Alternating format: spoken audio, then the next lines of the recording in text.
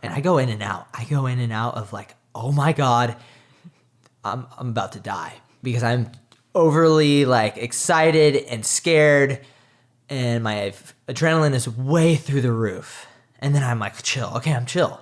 Everything's good. So I go through this battle with my emotions and adrenaline, and it's almost like going to war. It's like you're going to get hit like throughout the race a lot. Around each buoy, you're either going to do the beating or you're going to get the beating. And most of the time, it's both. So you're kind of going to war. It's almost like a fight. And it's gnarly. I've been held. Last year, I got held under at Yokohama, and that was the worst. Hopefully, that's the worst that ever happens to me. And I remember I got held under for 15 seconds, which is, I was like going out, and I was like in the middle of the pack to the first buoy, and I was like, I knew I was in a good position because I looked around, and I was like next to Mola and a couple other good guys. And I was like, okay, I'm in a good position. And I get dunked, and I'm shot out way out the back, like a 10-meter gap behind the last guy. And I look up, and I was just so, it just rung my bell. I was so freaked out and came up and was just like, I gotta go. But at the same time, I was like, I thought I was gonna die in those 15 seconds. It was like the same as getting a 2-wave hold down surfing, just total ragdoll. Except your heart rate is 180.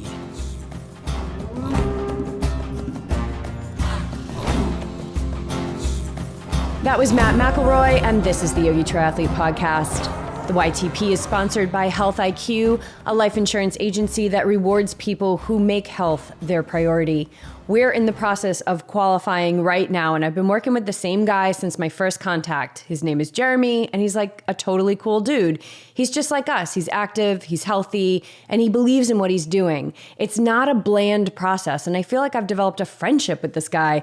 I highly recommend checking it out. It's a great way to save. It's a great way to support the show. So go to healthiq.com/YTP to see if you qualify, and make sure to mention YTP when talking to your agent.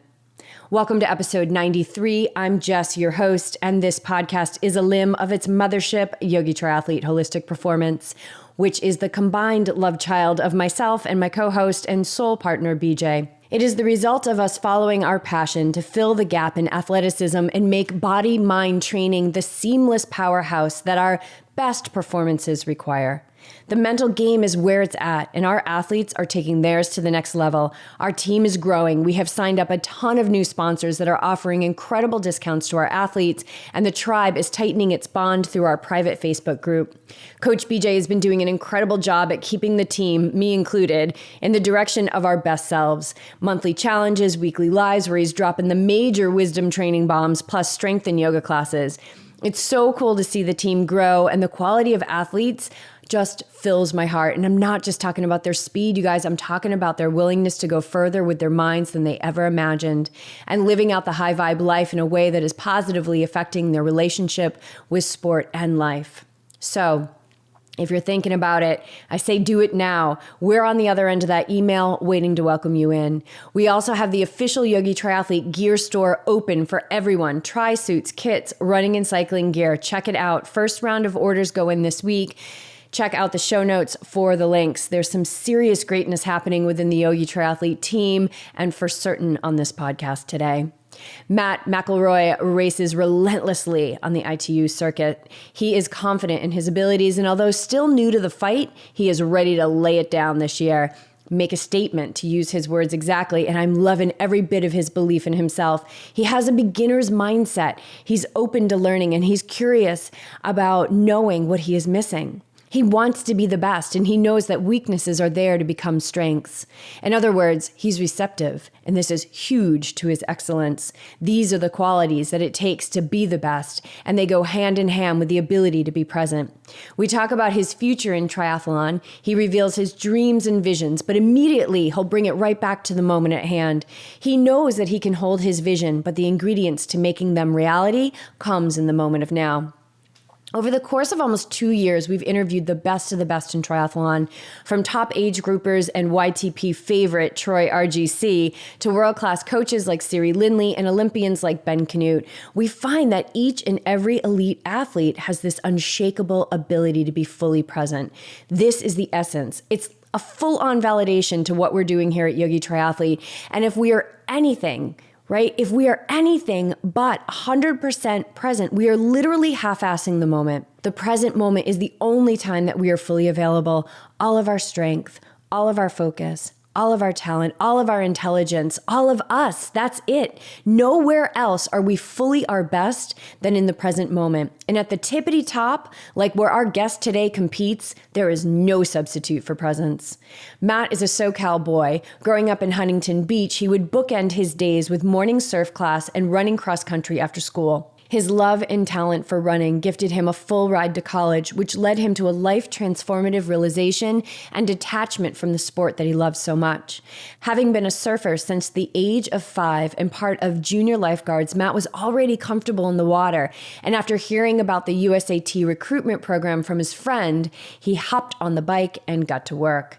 He shares in detail his progression in the pool under the guidance of his current coach, Paulo Souza, from being challenged to complete a 100 on a 2-minute send-off to swimming with the best in the world.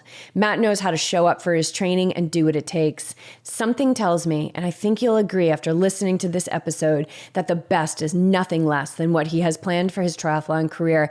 And we know he's going to continue to lay it down, especially now that he is rocking a plant-based diet. He talks to us about his transition and what he has found as an effective way to spread the vegan message. BJ and I are really pumped to share this episode with you, and equally as fired up to send Matt only the highest of vibes for an extremely successful career in sport. So without further ado, I give you one of the best in our sport, the confident yet not cocky, beginner's mindset master and quintessential SoCal surfer native, Matt McElroy.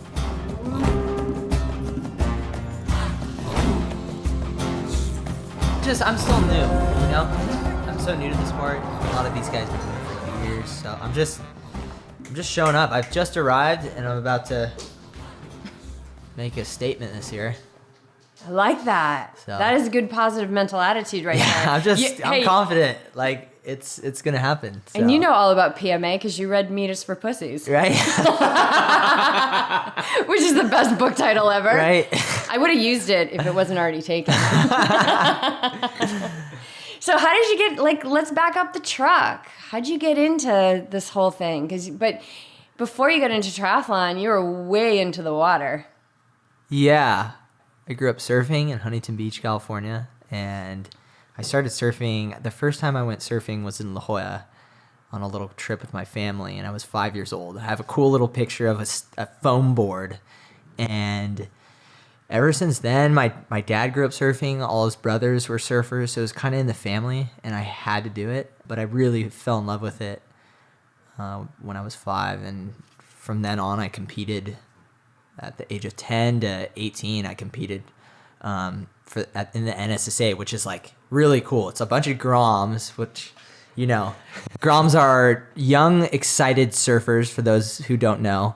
And you have your age division, and you go out in these heats, and you try to make the final, and eventually you get like season points. And I competed in that series for about 10 years up until high school.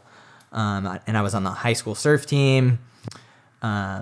So from a young age, I was in the water. I was doing junior lifeguards, but I never knew how to properly swim. So I didn't have some swim coach, and I wasn't the best at pool swimming, but I could go around buoys and I could swim through big surf, and I knew how to handle myself in open ocean.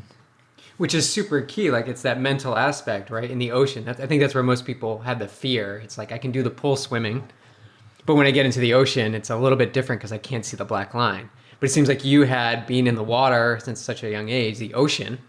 It seems like it was just natural for you to navigate around. Yeah, definitely.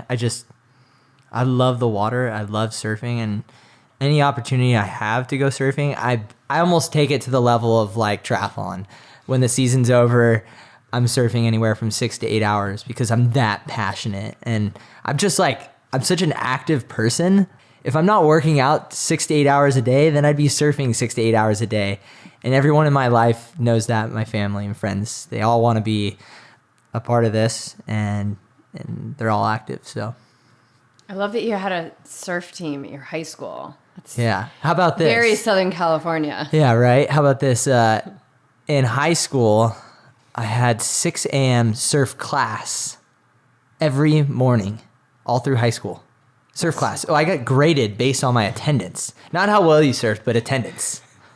And I have a feeling you were there every day. I was there every day at 6 a.m. So I would go and I would surf, and then I would run in the afternoon and go to cross country and track practice. So I was already doing 2 sports and then going to school and then trying to balance everything and have a social life. And there's things I missed in high school, and there's things I still miss to this day because of athletics. But at the end of the day, it's all worth it. I love that you said that. We from the moment we wake up in the morning until we go to bed, it's like full on yogi triathlete life. So whether we're working with our athletes, or I'm developing new recipes, or we're out training or teaching yoga or whatever it is, it's full, or meditating, it's like full on from 4:30 in the morning until like 9:30, sometimes late 10.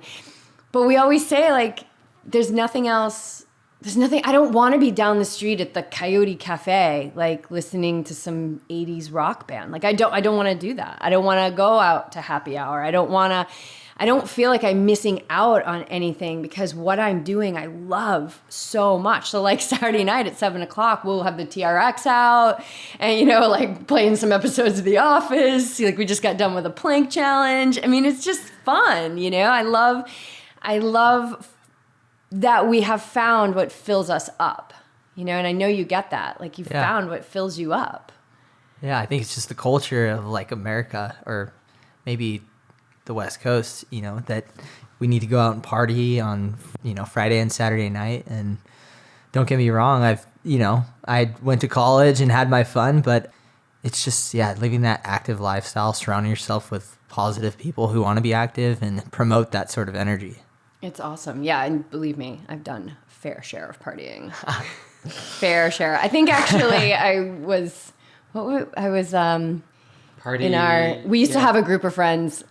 Should I say this on the podcast? Yeah, we would call the Wasties. The Wasties. Wasty Nation. The Wasty Nation. Like, it was an entire, and this was like all of our friends. We were probably, how old are you? 25. Yeah, it was like 25. We had this nation of friends. We called ourselves the Wasty Nation. And I was like head party girl. But anyway, I don't do that anymore. Now I just drink cacao and I podcast and I plank on Saturday night. That's what I thought filled me up back then, but it doesn't anymore. So I'm glad to be living, my purpose. And that's what this show is all about. It's like finding people who are finding and living their purpose. And how do we know it's our purpose? I think it's because we know, because it fills us up, and there's nothing that we'd rather do. So for you, it's like moving your body. Yeah. And you've always done that. When you were 5 years old and you went and you surfed, like, do you have a memory of that? Like, do you actually remember that? Yeah, I do. We stayed at the cutest little thing. Yeah, we stayed at the La Jolla Beach and Tennis Club every year. Yeah. And my family and another family, the Morgan family, would stay there. And my dad every year we'd go there from when I was like 3. And finally, my dad brought out the surfboard, was pushing me into waves. And it was surreal. It was one of those moments where it's just like, this is what I was like, this is what I love to do. This is what I'm passionate about. And a lot of the times, like, my friends are so into surfing, that's all they do. And then I have like this triathlon group that I train with, who are almost my coworkers, but I get along with most of them. And when it comes to my friends at home, I can relate so much to them and the feeling that they get when they surf. But I think the only thing that comes close to like surfing and the high that you get when the waves are good is like winning a race. That's the only thing that compares. Maybe not winning, but having a good race. And you don't need to win every race to have a great feeling. But knowing that you killed it today and getting that high is equivalent to having one of those surf sessions with all your buddies where it's just like magical out. That's the only comparison I can think of. And you were a collegiate cross country? Yeah. So as I was running cross country and track in high school and surfing, I was one of the top runners in the state. I got second at the California State meet in high school in cross country, and went on to run Foot Locker at Balboa Park, which was awesome because it's right down the street from where I live, obviously. And I got second at the national championships at Foot Locker, which was a big deal. And I got second to triathlete Lucas Verzbekis, which is funny because I'm now in the sport doing it professionally. And he was the prodigy boy of triathlon. And I got second there. I was the top recruit in the nation, and I could go wherever I wanted. I got a full ride to whatever school and ended up in the most random place ever. I ended up in Stillwater, Oklahoma, at Oklahoma State. Whoa. Just completely. The Cowboys? The Cowboys. Yeah, So okay. you take a kid who grows up going to the beach 365 days of the year, and then you put him in the Midwest. And I don't know what I was thinking. How did that I was work? so attracted to the national titles that they had. They had 2 national championships. Every guy there was running pro, post-collegiately, and I wanted to be a pro runner. That was like my only goal, but I think I stopped thinking about, what it looked like on paper versus the reality of living in like the Midwest and living in this small college town where I am like, a long ways from the beach.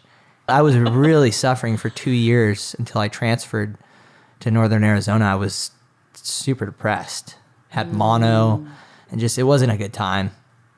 So I just want to back up to when you came second in that race. Did you expect to finish second, or did you expect to finish the top of your of that race, or were you just like, I'm just gonna go hard as I can? Like, what was your mindset? Are you talking about the Balboa Park? Yeah. The Foot Locker? Foot Locker. Yeah, what is the mindset you have? Because we talked a little bit about it before the show, and I just want to see where that was coming from. So my coach in high school told me there's this guy, Lucas. He's the best runner in high school history, and you probably won't beat him. He told me this. Your coach? Yeah. And he told me he would have to have a really bad day, and you'd have to have the best day of your life. And that's when I started triathlon training a little bit and thought the only way I could beat this kid was to swim and bike like him. So I started swimming, not properly swimming, just swimming laps with my head up probably, and I started biking on the weekend, got a bike from our neighbor, and went out there and thought if I have the best day, I'll get second. So in my mind, I won. I was so amped to be second in the U.S. for cross country in high school. That was the pinnacle of my career as a high school runner. So far. As a runner in high school. Maybe not as a runner, but in high school. That was just it. And then I ended up getting injured after that. But All right, so going back to Oklahoma State, because it's really hard. I grew up in Cape Cod, and BJ grew up by the ocean too in Massachusetts. And it's really hard to be landlocked. So we lived in Boulder for a while, which if you're going to be landlocked, that's kind of a cool place to do it. I could handle it, but I still had a hole in my heart. So when you're there in Oklahoma in the Midwest, and it's funny because every runner we've talked to, our ultra runners, our runners that we found, they're always going to school out in Kansas, Nebraska. They have good running programs out Yeah. there. yeah, they do. Pretty It's solid. It's kind of that blue collar mentality in the Midwest. There's extreme weather and you have to deal with it. You have to go outside and run in the freezing cold or wind, and you have to make it work, or the heat. Mm-hmm. Yeah. So obviously, you were there for 2 years and you were pushing through some tough times. What was the point where you were I can't do this anymore? Because it sounded like even your health was suffering. Yeah.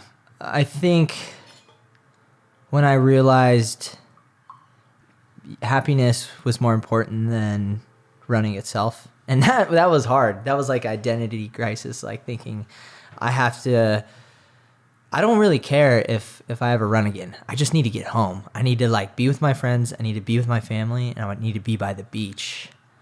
And it's funny that I went to Northern Arizona because that's not very close to the beach, but I'll get to that later. The point was I just gave up on being so alone those 2 years, and I felt like I'd changed a lot in that process, and I learned a lot about myself that I need to be in an environment that I believe in, that serves my, my purpose as a human. And it wasn't there. And I think that you can find the environment that's going to serve you and the one that's also going to bring you joy.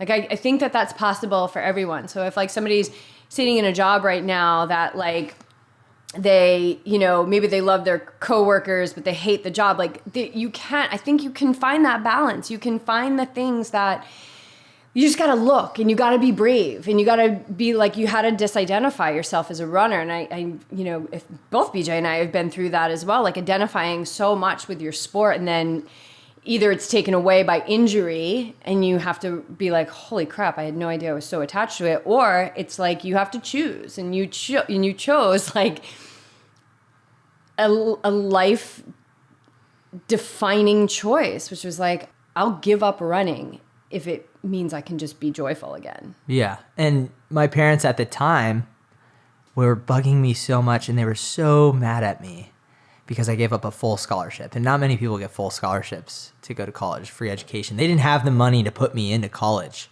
So I was almost threatened with this, and they were so hard on me that I didn't even care. I was like, you know what? I don't care. I'll go to community college, whatever. I just need to be happy right now. I need to be at home. Yeah. I think that was a big gift, even though, and you might agree with me, like that was a gift. Like sometimes the things that we look back on in our life and we say, oh my God, I can't believe that happened to me.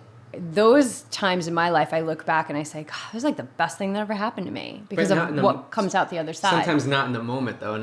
Sometimes in the moment you're just like, I can't believe this is happening to me. I need to make a decision. I need to get out of here. And it's not until years later that you can reflect on it and see the benefits of it. Yeah. At least. Like I'm thinking about when I had West Nile virus, right. And they were like, we don't know if you're going to die. You're probably going to be paralyzed, blah, blah, blah.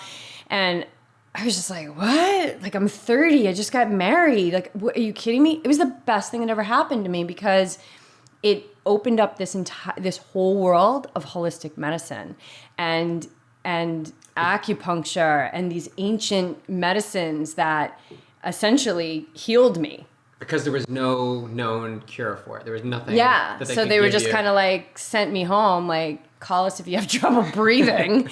And it was so scary to be, so it's like so scary because talk about like just being alone. Like here I am alone, 30, thinking that I'm like really healthy. And then I have this life-threatening disease that people are dying from. I'm seeing it in the paper on the front page. People are dying from exactly what I have. But it was the best thing because I was like, wait a minute. I live in Boulder, Colorado. Like, I know there's another way, right? It's like you knew there had to be another way. And I was willing to, do what it took to find it because I knew that there was health in my life and I just had to go seek it. And that's what I did. And yeah, so those times, even though they might not show up in that moment as something that's going to be helpful, like if we can just kind of stick with it, follow our hearts, get to the other side, we always get to the other side. Everything resolves to good. It's a universal law. Everything resolves to good. And so that took you to Flagstaff, which kind of like Boulder, if you're going to be landlocked, it's not so spot. bad. It's cool. It's yeah. at 7,000 feet. How did you get there? So I transferred there. I had a buddy who told the coach, who was like, hey, this kid's, who this kid, I was recruited by NAU, but they were my second choice. So I had to turn it down, which I should have gone there in the beginning, but anyway. No, you shouldn't have. I know, right? I had to learn. Right. I ended up in Flagstaff because my buddy told the coach that like it was worth investing in me and that I got a little bit of scholarship, 35% scholarship to go there. So I was like, okay, I'll just take out loans and bite the bullet. So it was totally worth the investment because my running career just took off. It just immediately when I got there, it was amazing. The culture of the group and Coach Hines, who was the head coach there, he was just so relaxed. And when I was at OSU, it was just like felt like I was in the military the whole time, just being like ordered to do certain things, and that's not the environment you want to be in when you're an athlete, and you don't want that stress. And you're so impressionable. You're so at young. that age. There's so much that 19. Yeah, I'm 19. Yeah. Like the stories of what you believe about yourself are being molded pretty significantly For during sure. that time. Yeah. So to be kind of ordered around, that can be a little Yeah. rough. But yeah, I mean, this kind of calm, wise old coach. Yeah, and Flagstaff is like the running mecca. I mean, all the pros are up there. You got like Shalane Flanagan. I'm going on runs with Shalane Flanagan. I got Ryan Hall going to like my indoor track meet and then wants to go run after. Cam Levins is running the same race, and then we go cool down together. Like, we got everyone from American record holders to Olympians up there. And it's so cool. They have like the bagel run every Wednesday or Tuesday or Wednesday. They have like everyone in town gets together and runs this like 10-mile easy jog, right? And everyone shows up, all the pros. Anyone from Joe Schmo to like Ryan Hall goes and does it. And it's such a cool community. It's similar to Boulder. I think it's a little bit smaller. Yeah. I just loved it up there. I can't wait to go back this year and do a training camp with the triathlon squad with my group and just relive it. And so you know Tommy Rivers, that he was there, right? Tommy Rivers is one of the guys that actually got me into triathlon, that told me about kind of how ITU works.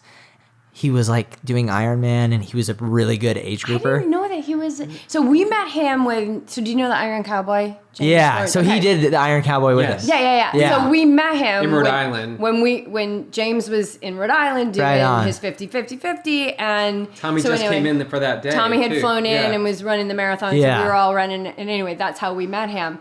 That's such a small world because we know so many people that know him. Yeah, we were close. We would swim every night together. I didn't know he was a triathlete. I guess he was a triathlete before he started doing ultras, and pretty killer runner. He was like, I feel like he pioneered like ultra running. He was one of the main guys. He had the ultra sponsor. He was on the van, and Tommy got me really stoked in triathlon and told me about USA Triathlon and the funding they were giving to athletes. And I was like, okay, maybe I can get paid to do this. Because they're looking for runners, good runners, and swimmers. They were at the time they were looking for runners that could swim a certain time, and they just like were like, can you get on a bike and ride a bike? Yeah, because the bike is very coachable. The bike is, yes and to a point. No. Yeah, to a point. To a point. Yeah, I don't want to discount it because I know people are like, you can get in the pack, and you still have to get in the pack and hang on. Like, the bike is the hardest, and the bike is no the breeze. hardest, Mm-hmm. and I'm a good cyclist. Like I will admit that. And I'm confident in my cycling. I don't have a swim background. I started swimming 3 years ago. That's when I first really got a swim coach. And I get to the bike still, and it's unbelievable. At the top level, it's unbelievable.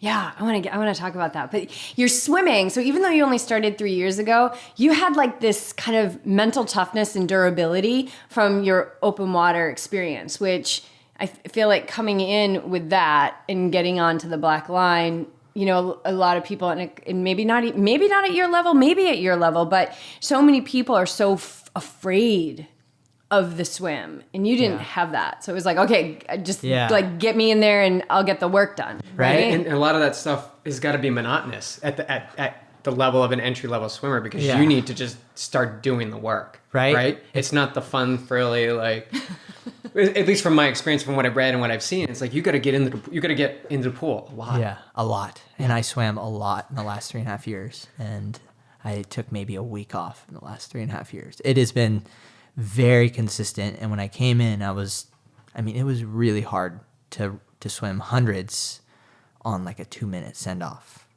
like short course yards. I mean, I was slow. Dude, we could have trained together. Yeah, we could could have been in have. the same lane For sure. for a little while. For sure. I was slow. You might have been on my feet, actually. I was slow for a triathlete, Not anymore. For a professional triathlete. And I got to the squad. I reached out to Paulo, and he started coaching me in college for the swim. And he said, okay, you're a fast runner. See if you can, do these swims, get through them. And I came down, did a camp. And that was like the real eye-opening experience when I showed up, and he had me do like a warm-up and told me to get out of the pool because I wasn't swimming properly. And we had to go over completely just redefining my stroke. I mean, I was like the feet are at the bottom of the pool sinking. We had to do so much from like body position to strength everything in between. I mean, I was swimming like 40K a week, 6 days a week, and still running 30 miles a week, and then putting in like 200-mile bike weeks all the last 3.5 years. So what, I just want, this is so great. Like the perspective. So when you talk about the 40, you're swimming 40K, like 40K, 6 days a week. and it's not something that some average Joe out there should start doing, because I want to put this in perspective. Yeah, no, totally. So, Please, none of our athletes. Or should he? or should I be running 40K? No. But explain, like, okay, so you've got that first week and you do 40K, and then the second week and the fatigue is setting in, and then you hit probably a time where you're just like, I can't take it anymore. But then you probably start hitting your stride just a little bit, and you kind of get surpassed. Now it's like 40K every week, and now you're like, wow, okay, this is what it's like. Yeah. But there was probably a little lull in there, or it could have been earlier, where you just had some doubt or There was a lot of doubt. a lot of doubt. The first camp when I came here, I didn't know if I was gonna finish the camp. It was a 2-week camp, and I didn't even know if I could make it through each swim. When I came in, the longest swim I'd done is like 1,500 yards, and then I came in and we did 3,000 yards the first day, and I was just maxed out. And then we got on the bike somehow. It was so eye-opening. I didn't know if I could do it. I sat down with Paulo, and we just talked about, like, is it worth it? And he's just like, hey, we'll see how you do at the end of the camp. And I progressed so much in 2 weeks, just doing like his sort of double pool buoy band, focusing on using the lats, pushing as much water as you can back, keeping your head down, and having your feet float up. That was like the first thing we worked on. And I made such a big jump. I was cutting off like 5 seconds of 50 in 2 weeks. Just doing 50s. Did you have paddles? We just did 50s. We do paddles. Paddle work, so strength, okay. A lot of strength. We did the Vasa trainer, which is huge. But I think the biggest thing was in the development of my swim was trying not to tackle too many aspects of my swim. So it wasn't like, hey, we need to fix your body position, your stroke rate, your catch, your kick, like all these different things that maybe swim coaches might point out, oh, we need to fix. And then you start thinking about that when you're swimming, and there's too much going on, right? The biggest thing was one thing at a time. We're going to do it 100,000 strokes of that one tip that I gave you. Then we're going to move on to the next thing. That's the road to mastery right there. And like what you said was so key. It was like you just did 50s. 50s. I did 50s for 6 months with the double pool buoy on my ankles. 50s. Yeah. Until I can swim a 50 perfectly. This reminds me of, I went to a Team Trigger Point camp, and Chris Lee. Do you remember Chris Lee? He's the guy in the Gatorade Ironman who he was like collapsing as he was finishing Ironman. He came and talked, and he was under Brett Sutton, and when Brett Sutton saw him swimming, he's like, you're not swimming with the group. You're going to go over there into your own lane, and you're going to swim 25s. And all he did was swim 25s. And he did like 25s for like weeks. Just honing in that skill of like getting from one side of the pool to the other. Don't worry about the other stuff. And I think, or at least in my opinion, I feel like triathlon swimming and freestyle pool swimming are very different. I've been working with Tower 26, Jerry Rodriguez, and he's a big advocate of triathlon swimming. Mm-hmm.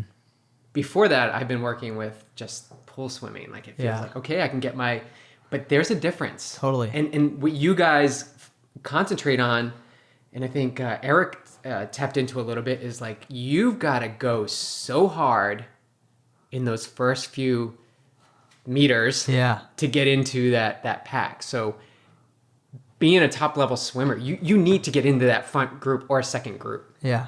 So you need the swimming. It's not like you can discount the swimming. No. So all this work that you're doing, focusing on one thing at a time, this is what, 3 years ago? This is 2015. 2015, yeah, so almost 3 years ago. What does your swim look like now? Like what can you say? Yeah, I got to post a video because a lot of people want me to do this. Actually, I have a video of me like 3.5 years ago swimming, and it's terrible. And now I did a set last week. I did 10 by 100 long course on 130, and I averaged 109, 110. Long course. So we're talking 100 meters. Yeah. Oh, So that's an improvement. So that's an improvement from like barely hitting 2 minute send off yards, right? In 3 years. We can no longer train together. No. So now, you know, We do swim in the same pool though, but we can't be trained. before I was swimming, I was getting lapped. Now I'm swimming with like Summer Cook, who is the top She's swimmer killer. in ITU.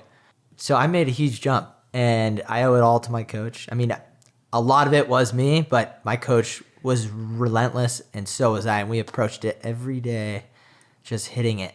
But it's so key not to like take on too much. You know, people say like, oh, the swim, you know, my stroke rate and, you know, my catch and my kick. And it's like, whoa. Yeah. And how am I going to get there? Like Just- that race in like 6 months, how am I going to get Yeah, and then that's all to going, there, and like, then in the doubts future? coming in and all this stuff. It's like, whoa. Like when you look at any kind of, like martial arts, you know, like we were talking about John Joseph, and we did an interview with his girlfriend Erica, and she's like badass, double black belt. You guys would be a good, I don't know, man. She might take you down. Probably. She did some self-defense techniques on me that did not feel so good. But anyway, she's talking about katas and how katas are, you know, they're moving meditation, and it's, people come into karate like, yeah, I want to be a black belt. Well, to get to be a black belt, you gotta like stand facing the wall hour after hour after hour after hour, night after night after night, doing the same very simple sequence. Yeah. That's all you do. And until you perfect that, and don't be asking when you've perfected it, they will let you know, and then you can move on. Right? And it's even like when I work with meditation students and I give them, you know, something to work on, like a breath to work on or a mantra to work on, and they'll come to me and say, well, I'm good with that. I want something else. And it's like, totally no, you're not ready for something else. Like it's master that without any expectation. Like you do those 50s until you are told that you can do something else. 100.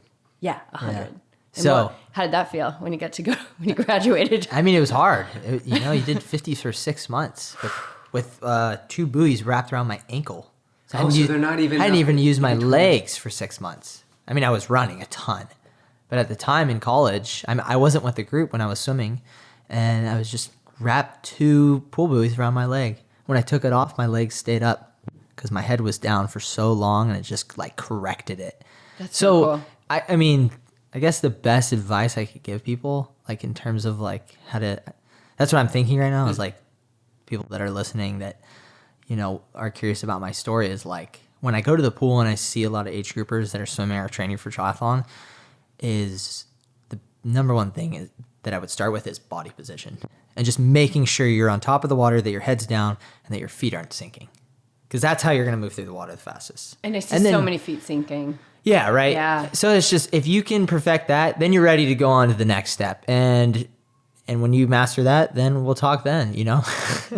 Send me an email, or I'm just kidding. But yeah, that's the first step. How is the breathing affected? Because I would think the feet go down because people are coming up for a breath. Like they're lifting their head, the feet go down. So Yeah. did your breathing change at all? Or do you remember that? Like Yeah. the head position maybe? Like, because you guys have to sight for the buoys. So you're swimming, you got to take a breath. We don't sight very much.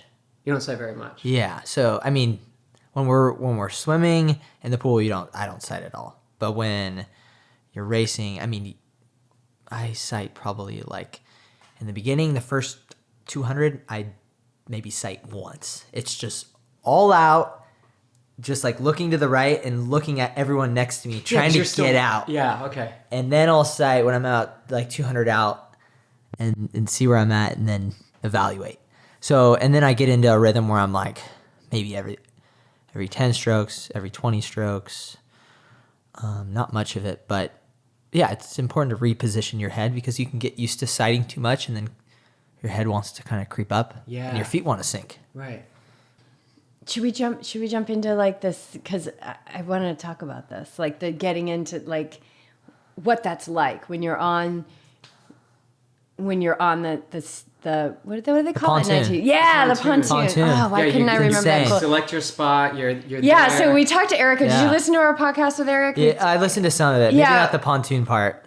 We were talking about that, like and I want to get your take on it. When you're standing on that pontoon and you've got like the music is going and like, you know, it's like going to be freaking on. It's on. It is about to get on big time. Yeah. What are those moments for you? Yeah. When I get on the pontoon, first of all, they played the song. It's called Stress. The song is called Stress by Justice. And I used to listen to Justice in high school. Still do. Big fan of them. It's like a DJ band. And the song brings a lot of stress to you at the moment. And you get so amped, but a little frightened. You know, you got to keep it under control. And I go in and out. Of like, oh my God, I'm about to die, because I'm overly like excited and scared, and my adrenaline is way through the roof. And then I'm like, chill. Okay, I'm chill. Everything's good. So I go through this battle with my emotions and adrenaline, and it's almost like going to war. It's like, you know, you're gonna get hit like throughout the race a lot. Around each buoy, you're either gonna do the beating or you're gonna get the beating. And most of the time, it's both. So you're kind of going to war. It's almost like a fight. And it's gnarly. I've been last year I got held under at Yokohama, and that was the worst. Hopefully that's the worst that ever happens to me. And I remember I got held under for 15 seconds, which is, I was like going out, and I was like in the middle of the pack to the first buoy, and I was like, I knew I was in a good position because I looked around and I was like next to Mola and a couple other good guys. And I was like, okay, I'm in a good position. And I get dunked and I'm shot out way out the back, like a 10-meter gap behind the last guy. And I look up and I was just it just rung my bell. I was so freaked out and came up and was just like, I gotta go. But at the same time, I was like, I thought I was gonna die in those 15 seconds. It was like the same as getting a 2-wave hold down surfing. Just total ragdoll, except your heart rate is 180. Yeah, it's already through the roof because you're going hard, and now you're trying to come up and using your arms and grabbing people just to get air. And it's like a survival instinct. And there's just like a platform of people above you. Totally. Kicking. Like a bunch of strong guys, like, you know, my age, just going at it. There's no rules. I mean, there is, but it's a free-for-all. It's totally a free-for-all. So how did you recover? I came up and I was just like I took this big breath, and then it just went through my head that I'm in Japan and I need to go because this race is really important, and just try to get going.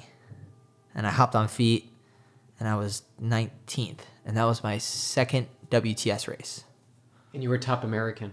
I was top American, yeah. With the 5th fastest run. Fourth fastest. Fourth run. or fifth? Somewhere I thought it was fourth. You were up there. Yeah. So I take pride in that one. No, this is great. This is the very essence of it. Like, it doesn't matter what happens to you in the beginning. It does not set or determine how you're going to finish in the end. That's why Jess is asking, like, how did you recover? Because you got to go. Like, you got to keep going. There's no pre-programmed, like, if you finish this in the swim, you're going to get this on the bike run. It's like anything can happen on that day. Mm-hmm. So I'm getting chills. So you took that big breath and you're like in Japan, you're like, I got to go. Is it just go time, or is there anything in the back of your mind? There's doubt. It was doubt. Okay. There's a lot of doubt. In my mind, I was like, it's over, but I'm going to still just like, it's not over till it's over. Right. So I'm again, it's that battle with emotion, and I'm like, it's over. And then I see people ahead, I'm catching up, and I'm like, no, it's not over. And then we get on the pontoon to jump back in for the second lap. And that's when I knew I just really needed to hit full gas. And I barely missed the pack out of T1. I was in the third pack, and we rode up and I caught a bunch of guys on my way with the third pack. We didn't ride into the second pack, but I only came off like a minute and a half down, minute 45, and then ran my way into 19th. And it was a rainy day. It was pouring. Challenging conditions. Yeah. Eric went down. Johnny Brownlee went down. Right. Was that when the chain snapped on? I think so. Henning. No. It was a different race. Yeah. Okay. So with the conditions, with all these challenges, with like getting into the pack, like you run your way Yeah. so far. I'm just jamming, man. I get off the bike, I feel good. And I'm like, you know what? I'm just going to go throw down a big run split and see where it gets me. And it's funny, like I start passing more people. The first 5K I was alone, and then started getting a lot of people that last 5K. And when I hit the blue carpet, I was like, I definitely passed like 35 people. I think I'm in the top 20. And I'm coming down the blue carpet, like catching more people. And I'm like, oh, and my coach is like, I think you got 19th. And I was like, okay, I got paid today. Like, at least I didn't go away empty handed. That is a great story because you just kept going, right? You didn't let that pretty traumatic event hold you back from like showing the world what you can do on a crappy weather day after, being pushed literally out of the swim and not catching that pack that you wanted to catch, and then just getting off the bike and being like, and having the inner strength to say, you know what? I actually feel good. Yeah. Like not letting all of that weigh so much on you that you just gave up. Yeah. It's so important to just keep moving in the moment. And that's what I love about like the intensity of how you guys race. It requires you to be, and we were talking to Taylor about this, like it requires you to be present. You have to be present. You have to be there. Nothing else exists. I don't think about it's so pure. Like nothing else in the world exists when you're racing. And I don't think there's anywhere, even when I'm training, you can't get that. When I'm training all out, I'm thinking about like what I'm eating later. And when it's really hard to be in the moment during training all the time. But when you're racing from the start to the finish, it's like the only thing that matters. And your life could end at any point in that race and you wouldn't even think about it. You wouldn't even think about like what's coming after this race or where's the finish. It's like reacting to every little thing. Yeah. So how insane is the bike to compete? The bike's insane. The bike is just like the first 5 minutes of the bike after redlining the swim. So I'm redlining the swim, come out of the water, and then I'm just like eyes in the back of the head, like just trying to go and catch everyone I can on the bike. And it's just, if those who know what, power, it's like 500 watts for 5 minutes. And I don't even think about 40K. There's no pacing yourself in these races.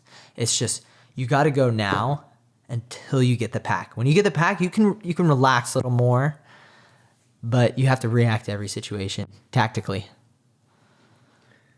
And so I just want to switch gears because I think I don't want to consume it on racing, but Hamburg, the relay was a pretty phenomenal race you had this year. I think you were second out of the water. You were the anchor leg for the U.S. team. Yeah. And I think you were second out of the water. Yeah, I got Canadian, caught. I think, in front of you. But then you passed him and you were in the lead. He crashed. Yeah. He went down. Me and him had a breakaway, and I think this is on the bike. I think I would have won if pretty well. Would have ran away with a good lead if the Canadian guy didn't fall. Well, you were hammering on that bike.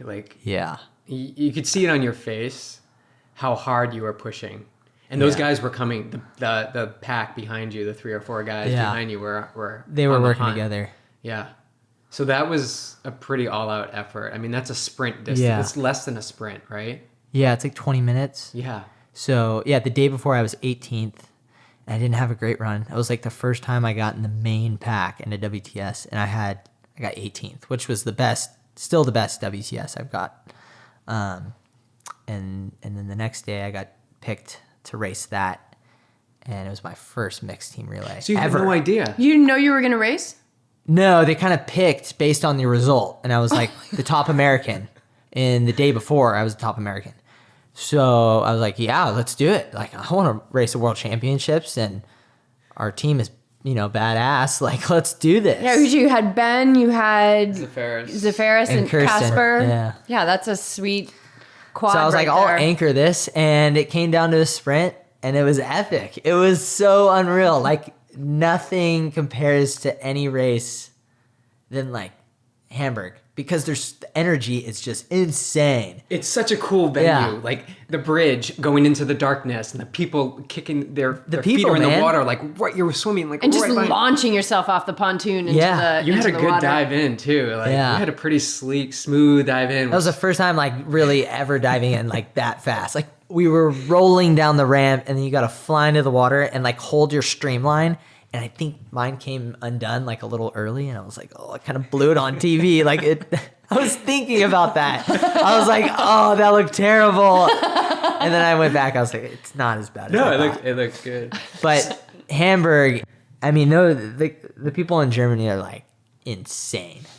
They're just like so into triathlon, so passionate. Everyone in that town came out and like just they got into it. They get so into it. And the celebration with like the beer mug and just throwing it on yourself and the attention we received from that was just insane. I think it puts us in a really good position heading into the Olympics. Yeah, And, mixed relay in the you know, Olympics. Is that, Try to get a medal. is that something you're personally? I know you don't have control over it, right? Per se, Yeah. like who's in it yet, but you there's things you can, your performance Yeah. will obviously have an effect on it. Is that something you're pursuing? You want to be on that team? Yeah, I mean, my dream is to be anchoring the Tokyo Olympics in the relay and to just outkick someone All right, let's and, do that. and win. All right, let's make it I mean, happen. that's like, I that's all I think about like when I'm training. I'm That's just good. like- That's just so That's- powerful to yeah. to really Because create that belief. Yeah, because that sort of opportunity is definitely possible. With especially after Hamburg, like being in that position, being like, whoa, relay is going to be in the Olympics. Like this could be life changing. This could be an opportunity of a lifetime. And we have a long ways to go. Like in the present, I got a workout to do tomorrow morning. It's going to be really hard. That's like one thing I'm focused on right now is finishing tomorrow's workout. It's not double peak, is it? No, it's not double peak. And I want to be really good at ITU. I want to be good at triathlon. I want to do Ironman. I want to do it all. And I want to be really good at triathlon. But putting a lot of pressure on one race, I think sometimes can be too much. Because if you don't live up to your expectations or your dreams, it can be hard. Sometimes you get injured or sometimes things don't work. So that's always in the back of my mind. I mean, I can dream, but the post-Olympic depression and, the letdown of not even qualifying for the Olympics is so, I think is really hard on people. And I've seen Eric deal with it. I've seen Joe Malloy deal with it. Both ends of the spectrum. Eric not make it, and he was so close to making it, and how he dealt with that, and it was really hard on him. And then to see Joe go to the Olympics, and to see Joe, how he moved forward after going to the Olympics. Mm-hmm. Both of them really struggled, and maybe they don't think so. Maybe they'll criticize me, but they're like my two closest friends in triathlon, so that's all I have to say about that. Yeah, it's so important to hold. So people ask me this all the time. Like, okay, I'm supposed to live in the present moment. So does that mean I can't have goals? Like that means I can't have I can't want to qualify for Kona, or I can't want to win my age group, or no, absolutely. You can desire all of those things and you can visualize them. But what happens is we start attaching like emotions to them, like really hooking on these emotions. Mm-hmm. Like it's gotta happen. And there's a difference between like the it's gotta happen to the like embodying the joy of crossing, the finish line in Rio, or being that total kick-ass anchor leg in the mixed relay, and embodying that to further your vision and to manifest really it happening. But it's the attachment that causes that suffering and that post-event depression and all of that it's the expectations, as we like to say, as our yoga teacher always says, like they ruin the future. Like expectations can just awesome. ruin the future. So being in the moment, being right here, right now, and knowing that you have a hard workout tomorrow, so you're going to eat a good meal tonight and you're going to get as best sleep as you can, and that's what it is. But you can still hold that vision for, like, don't ever give up on that. And there's something about you that comes through to me that I just love, is that you're very matter of fact, that you're a damn good athlete. You're a good runner. You're a good biker. You're a good swimmer. Like, you know that about yourself, but it does not come across to me like egotistical. And because you're not an expert at it. Like, there's still work to be done. Mm-hmm. But where you are and the work that you've put in, like, you can confidently sit here and I can tell you right now, not every athlete has been able to articulate it the way that you articulate it, in a way that's like, it's just matter of fact. You know it. Great. You're worthy of Tokyo. You know that.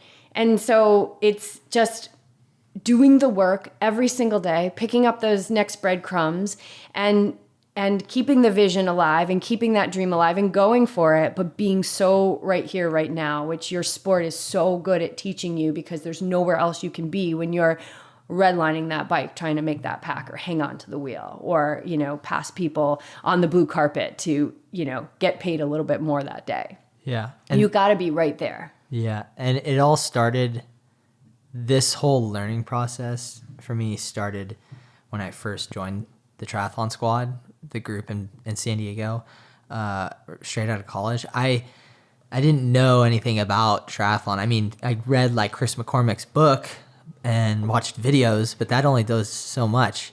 So when I came in, all I wanted to do was just learn. And I didn't go into it thinking I know everything, like, I just asked so many questions to Eric, to Joe, to Manny Huerta. Like, all these guys were living with me at the time.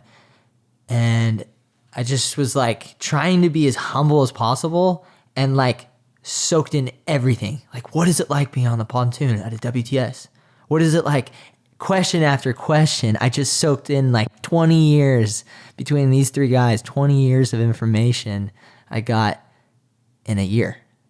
And I still look back at all the times they answered me, and I think back, I'm like, this is what Manny said. This is what Manny would do. This is what Joe would do this way. Because all those guys either went to the Olympics or won Alcatraz or have successful careers. And I never just kind of expected that, like, I was going to be the best. It was always like, how do I pull the information from others so that I can become as good as they are? Oh, that's that beginner's mindset. Yeah, And you never want to be an expert. You always want to be a beginner. Because an expert stops learning. So that beginner's mindset, it requires vulnerability. It requires you to be like, I don't know, but I'd like to know. Right? And that's huge. That's humility. And because of it, you've learned so much, you've grown so much. And oh man, I can't wait to see you racing this year.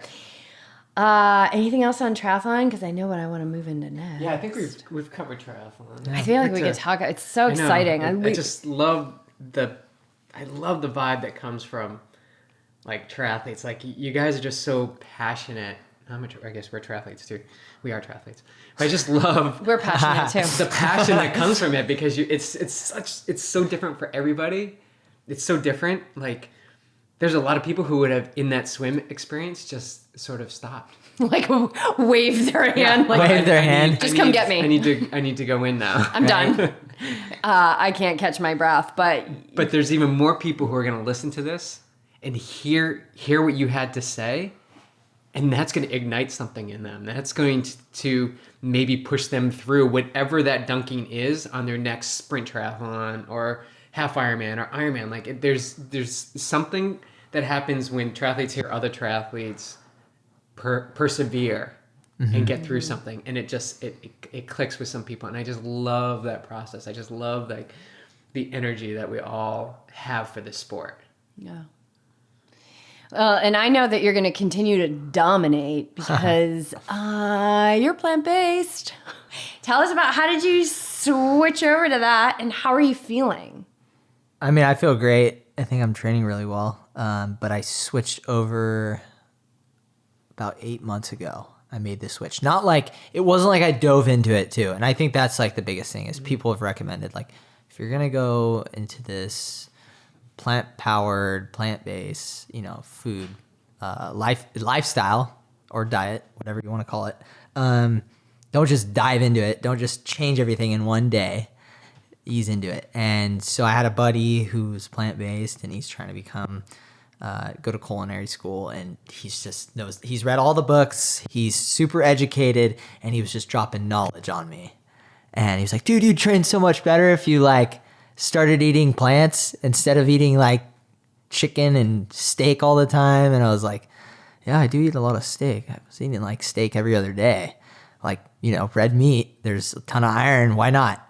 And then... But that's so awesome. You had that resource, because I'm sure he was educating you about that. Oh, he was dropping heme iron knowledge. And non-heme iron. Right? And, yeah. And where do you get your protein? Or obviously, the first question that everyone asks. Yeah, we all had those questions. We all had right? those questions at some point. Yeah, and I just kept asking questions like I did when I first started triathlon. I want to know more about this. Because if there's any way to improve performance when it comes to eating, I want to know all the secret ingredients, So I eased into it, started taking out meat.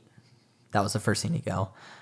So was still eating cheese and dairy, and then stopped eating dairy, and then was eating eggs, and now I don't eat eggs, dairy, or meat.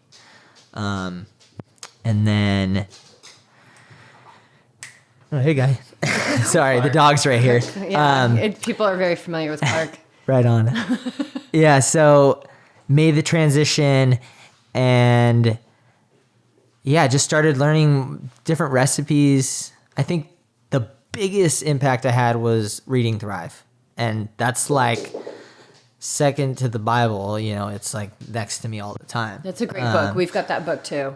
Yeah. And Thrive is just so easy to read, and it just explains as an athlete, how can you maximize your performance? How can you recover better? And how do I get this whole foods diet of eating a ton of veggies, getting the right carbohydrates, getting the right micronutrients and macronutrients. And it's just, the book's awesome. There's amazing recipes. So then I started buying more books. I got, I just read Meat is for Pussies, which was awesome. What'd you think? There's some hardcore knowledge in that. Yeah, it's intense. He's awesome. Yeah, and yeah, I just noticed that I was feeling a lot better when I would read it, and then I'd eat these meals and replace them with meals I was eating in the past. I started to notice that I had more energy, which they always talk about. You have more energy. What else? Just... How's your recovery? The recovery has been good. I think, yeah, I've been working out really well this year, and it's weird. I don't know. It's hard to say if it's me progressing. I think it has to do with my diet, because like you guys were saying earlier, there's a lot of inflammation with red meat and dairy that happens in your body. But I think just eating a lot of fruit, doing a lot of smoothies, and just maximizing all those micronutrients to just get everything going, getting the, taking an iron supplement, just being creative about cooking, and just basically educating myself. It's been a process, and I'm not one to really promote being plant-based, going on social media, promoting it, because I'm still educating myself. It's been 8 months. I don't feel like I'm an expert. I know you guys are at the point you just came out with a book. But we're not experts. We never want to be experts. But yeah, we're at a point now where I'm this stuff needs to be shared, because these hearty meals are fueling 2 people training for Ironman that don't have a lot of time to make dinner. I don't have 3 hours to make dinner. I've got 20 minutes, prep to plate. Yep. So, and most of those recipes are all right, what do we have in the house? Turmeric, always, boom. Brown rice, beans, whatever, tempeh, spinach, and just, that's how those recipes were created. Mm-hmm. Was what do we have in the house? And so having those staples. And I think the more that you do it, and you might even be doing it now, like you open up your fridge and you're like, oh, Swiss chard, whatever, tomatoes, like you see a whole bunch of meals there. You know, you just throw it together. Yeah, I think meal prepping is like the key for me. If I make a ton of pasta, brown rice pasta with sweet potatoes, a bunch of veggies, a big salad, and then I put it in Ziploc bags, I can just throw it in the fridge and then eat it for lunch and dinner the next night. It's perfect. Yeah. You don't need, I don't know when this like happened where we have to eat like all this like a lot of ingredient meals, and they have to be so elaborate, and it's like beans, rice, or tortilla. Salsa? Yeah, salsa. Like Main get the food groups. like avocado. There you go. That's I mean we'll do that. We'll be And like, it's all right. cheap. Yeah, we're Like yeah, it's literally peasant what food. you just said is like extremely cheap. Extremely cheap, especially when you live in Southern California. The avocados, oh my God, they've been 48 cents at Sprouts. Right? So I want to ask that, like, people will say, oh, well, I can't, it's too expensive to eat plant-based. It's, you know, it's too difficult. What do you have to say to that? Okay, so I eat a lot, and I eat a lot more than the average human being. Like, and you guys eat a lot. You guys work out a ton. So, you know, I'm working out 26 hours a week. Some days I'm burning up to, you know, 6,000 calories. That's a lot of food to, you know, start eating. But I eat a lot of carbohydrates, and that's cheap. Like buying brown rice pasta is not expensive. At Trader Joe's, it's like $1.99 for brown rice pasta. You know, brown rice is cheap. Black beans are $1. Like fruit is not expensive. Frozen fruit is not expensive. It's not expensive to shop vegan. But I think, I mean, my bill, no matter what, whether I'm eating vegan or not, it's going to be expensive. More expensive than a normal person. But I'm pretty basic in terms of like what I'm buying. It's like you said, it's like, you know, rice, black beans, salsa, avocado. It's those simple recipes that you can prepare in 20 minutes. And you're getting everything. You're getting your carbohydrates. Yeah. You're getting your fats. You're getting all those. You're getting the fruits and the vegetables in that, you know, Yeah. with the salsa. Like you're getting everything you need there. And some nights, like, well, on Wednesdays, it's the best. We go to the farmer's market and, you know, some nights it's just like a huge batch of like sauteed spinach and throw on some roasted cauliflower. Boom. Like that's the two ingredient meal. It's so easy. Two But it's ingredients. so good. It's just so good. It's just so good. simple. It's so good. A little curry, a little turmeric. What do you take with you, like on long rides? So 4 or 5 hour rides. Like what sort of foods do you take? Are they whole foods or? I do like a Cliff Bar.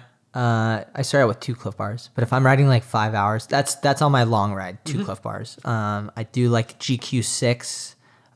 It's electrolyte mix, so that's what I put in my bottles, which is like all natural, based out of Orange County. And then I'll do, a lot of times I'll stop and I'll get smoothies. I'll get like a banana strawberry with almond milk smoothie. During the ride. From like Starbucks. They have like banana strawberry almond milk smoothie. I did that last Sunday. Slammed it at 4 hours. Got to 5 hours, totally bonked, and had to have my girlfriend pick me up at Costco because I didn't have any nooch. I didn't have any nutrients. But you learn, right? Like You live and learn. Like, Right. I'm not saying I'm perfect when it comes to like packing like the right amount of calories on a ride. Probably a little more aware from last weekend, going 5.5 hours and just hitting a huge wall. oh, that sucks. But thankfully, like, You gotta come get me. yeah, I At least you were coherent to call her. I got picked up and I went to Chipotle and got brown rice, black beans, lettuce, guac, mild salsa, extra lettuce. Good to go. So Yeah. good. Chipotle's such You a were good. just Like, talking I was about just talking Chipotle. about, yeah. it was That's just, craving. that's the one. I'll go there like once a month and I'll kind of, it's like my splurge. Yeah. You know? Yeah, ours too. It's our Yeah. night out. You were saying like you take an iron supplement, like you bonked on your ride. I've felt this as somebody who is, a plant-based athlete. I've felt almost this pressure to be like, oh, I can't tell anyone if I'm iron deficient, or I can't which actually haven't been sick for many, many years. But even at the beginning, maybe like if I got a cold at the beginning of this years ago, I would be like, oh, I don't want anyone to know that I have a cold because I feel like they're going to say it's my diet and everything. But it's not a recipe for perfection. Like, you're still a human being. Mm-hmm. But I think that it sets you up for the healthiest body that you can have. And I think one of the biggest things is the inflammation factor. As athletes, we're creating so much inflammation in our body. This is how we have to get stronger. We work out so hard, we get these little micro tears in our muscles, and then that helps us build more muscle, and there's inflammation in that healing process. If we're now eating food that's going to contribute to that, it's not helpful. It's too much inflammation in the body, and illness and disease is rooted in inflammation. Chronic disease is rooted in inflammation. So I think it sets you up for health. Yeah. But it doesn't mean that it's always going to be perfect. Like the first year we did our blood work, it wasn't that great because we weren't that great at being vegan yet. But, 7 years down the line, got a cookbook out because I was like, whoa, we're actually doing really good at this. And we make damn good pizzas. And we love pizza. We eat pizza like a couple times a week. And we make these amazing pizzas. And it's like, they're hearty and they're filling, and it's like time to share that. So you get better at it, but don't expect perfection. And I also think it takes your body like some time to kind of change and adapt. And although it responds pretty quickly, like you're already feeling energy, you're going to continue, I believe, to feel better and better and better. Because that's been our experience, and that's been the experience of a lot of people that I've talked to. And of course, these bigger names like Rich Roll and Scott Jurek and Brendan Brazier, like they all say, like over time, you just kind of continue to feel better because I think your body is in a better state to preserve itself. That makes sense. Yeah. It's not being so broken down on a daily basis. It's actually like maintaining this platform of preservation, then you are able to build more health as opposed to constantly trying to catch up. Yeah. Yeah. That's what I think. I agree. That's how I feel.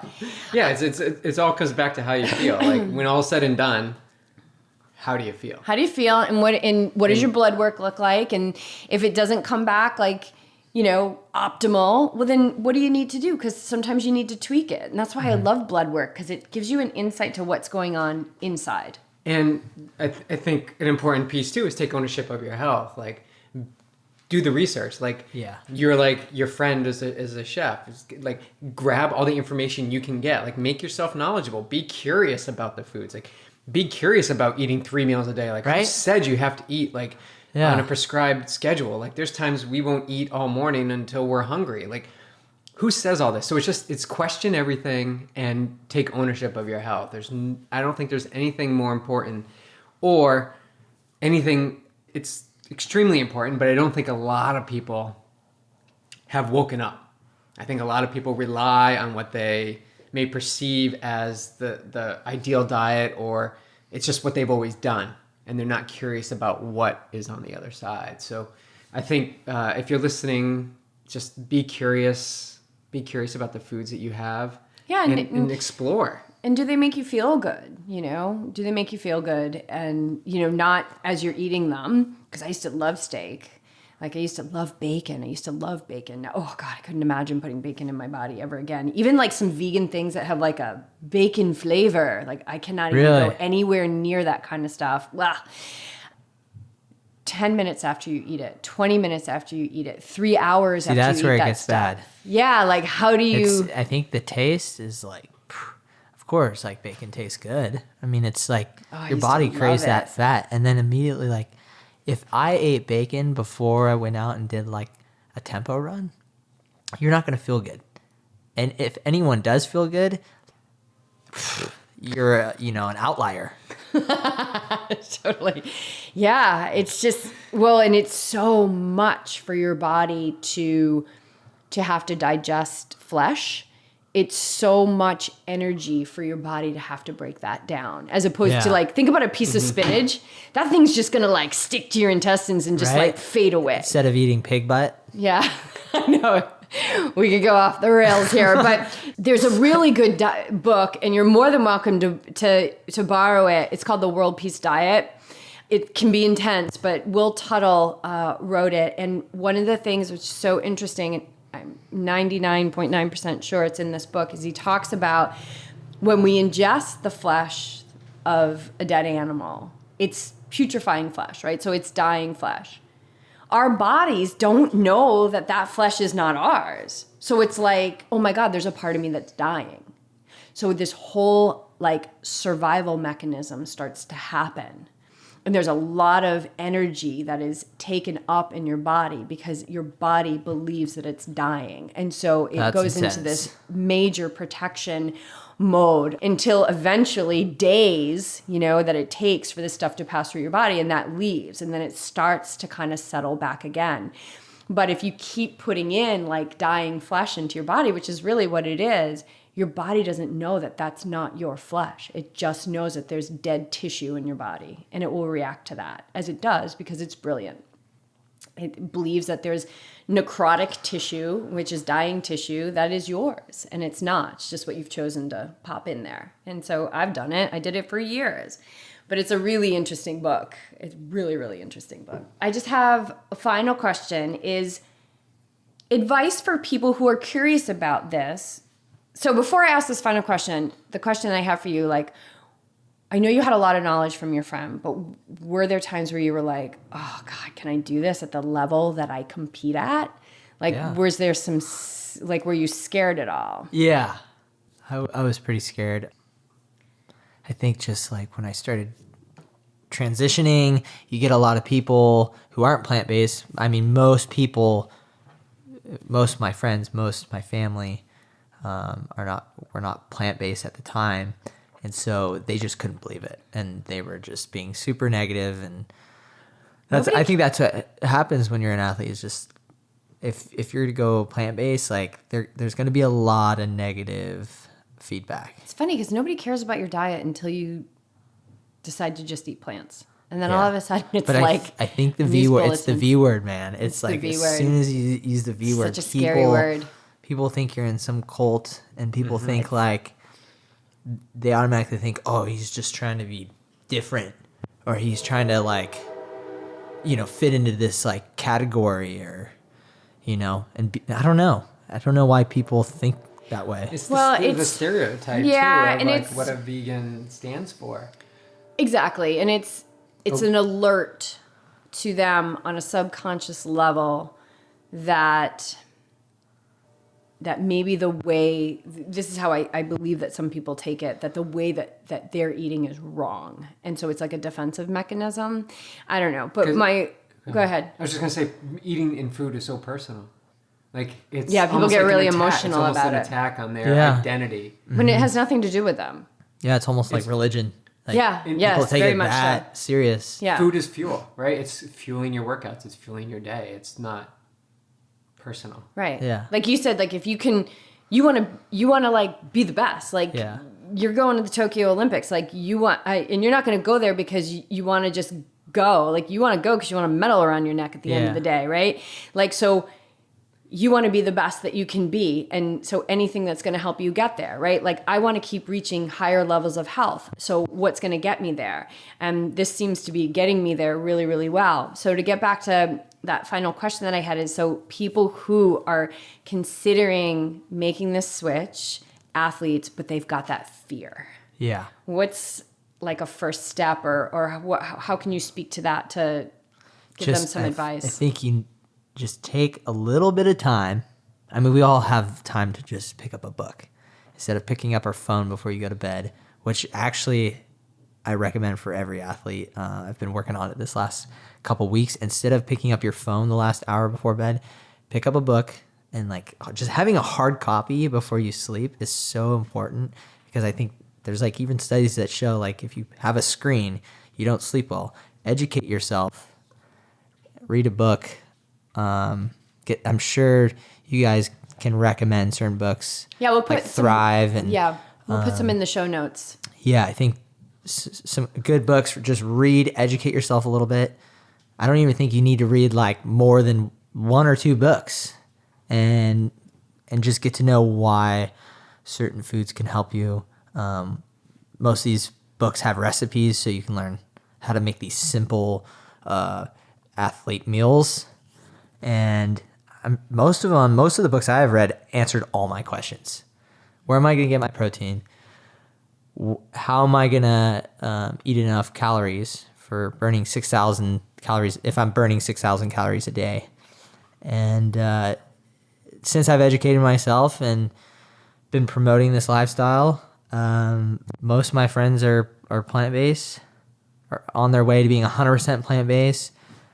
My dad's starting to do like more smoothies, and he's exercising, and it's because I'm dropping knowledge, I'm dropping facts, and people are starting to listen. And I think as soon as I kind of backed off on being like, oh, did you like look at this fine print? It says right here, if you eat meat, like your cholesterol is gonna go through the roof, and you're gonna like have clogged arteries and die and get a heart attack.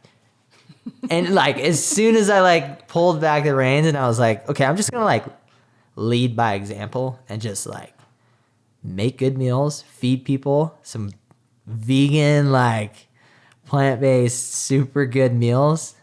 And that's what happened. I just made really good meals for people, like some sausage, brown rice, pasta, super simple. And they were just blown away. They're like, oh, this tastes like meat. You know, like tofurkey. Who would have thought? Like, we're eating freaking, like sandwiches. And I thought this was turkey. No, it's soy turkey. It's so true. The food speaks for itself, and we get so passionate, right?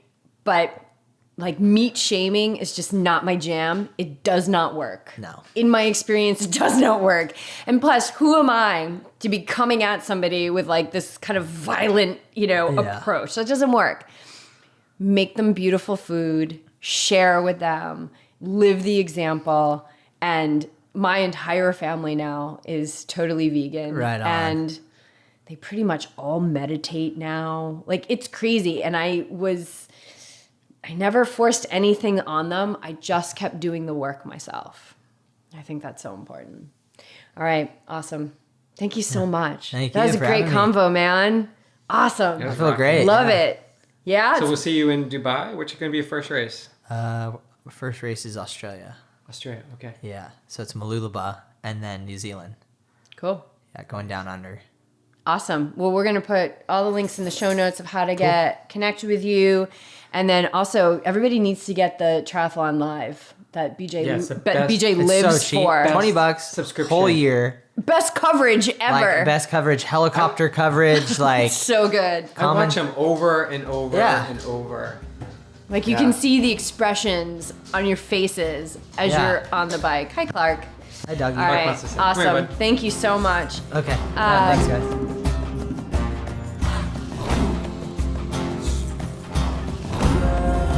Thanks so much for tuning in. This guy gets me so pumped up.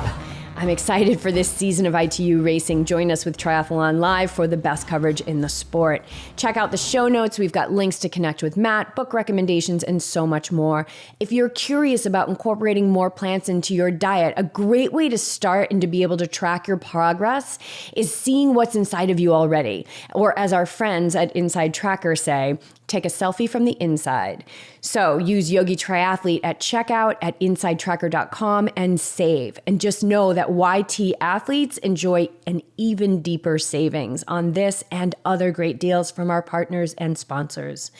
We've got a great extra with Matt going up on Patreon this week, so check that out. And thank you to our bud Ross, who just upped his pledge this week. We see you, dude, and we are sending you lots of love and gratitude for giving the YTP life. Stay open and receptive. And know that these qualities require vulnerability, and vulnerability requires strength, and all the strength you need is waiting for you in the present moment.